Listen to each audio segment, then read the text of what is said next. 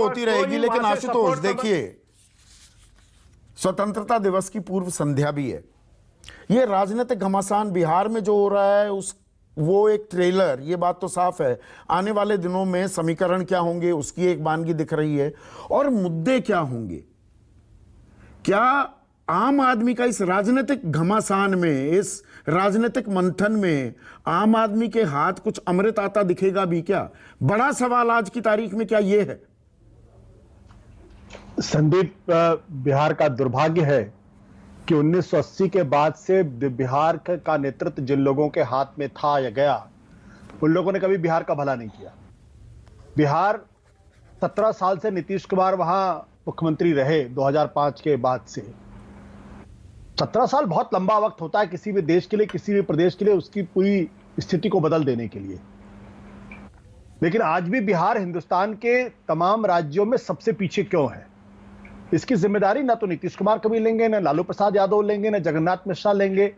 तो ऐसे में आप अगर ये उम्मीद करें कि आने वाले कुछ दिनों के अंदर बिहार की तस्वीर बदल जाएगी सिर्फ इसलिए क्योंकि तेजस्वी यादव और नीतीश कुमार साथ आ गए हैं, सिर्फ इसलिए क्योंकि 10 लाख नौकरियों की बात की गई है, तो मुझे लगता है ये बहुत गलतफहमी में रहना होगा।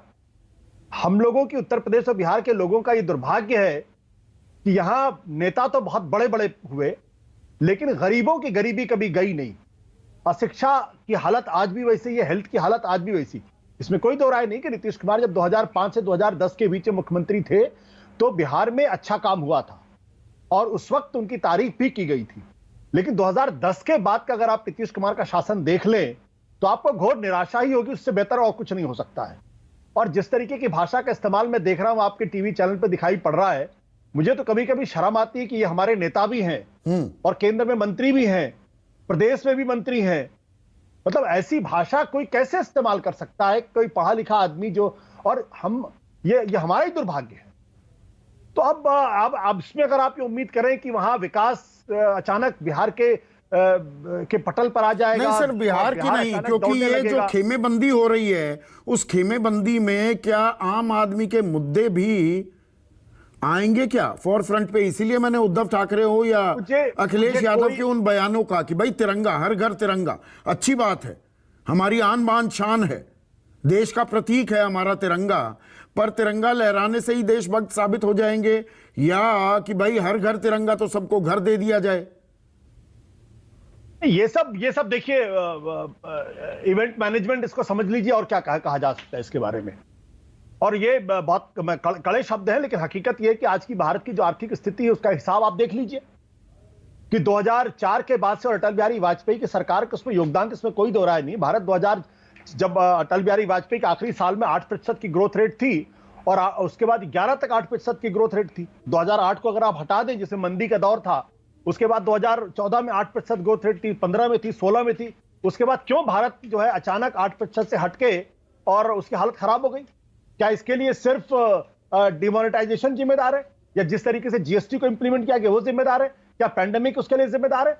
हकीकत यह है कि हमारे पास कोई आर्थिक दृष्टि आज की तारीख में है ही नहीं, क्योंकि बेरोजगारी का सवाल आज बहुत बड़ा सवाल हो गया है, महंगाई का सवाल बहुत बड़ा सवाल हो गया है, और इन सवालों के जवाब हमारे देश में किसी नेता के पास है नहीं। मैं ईमानदारी के साथ कहना चाहता हूं, विपक्ष के पास भी थाली में सजे हुए मुद्दे हैं, पर वही प्रशांत किशोर वाली बात, मैंने पहले भी उसका जिक्र किया था, वैकल्पिक विचार क्या पेश भी किया जा रहा है, या ये जो हल्के फुल्के राजनीतिक आरोप हैं इधर से उधर, बस उसी में आम आदमी को घुमाया जा रहा है कि शुक्रवार की जी छुट्टी क्यों कर दी जी, हर घर तिरंगा तो घर दे दो जी।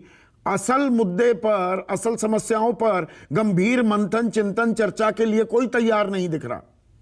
देखो संदीप, मैं कई बार कह चुका हूं कि हमारे विपक्ष के नेताओं में राष्ट्रीय दृष्टि का अभाव है।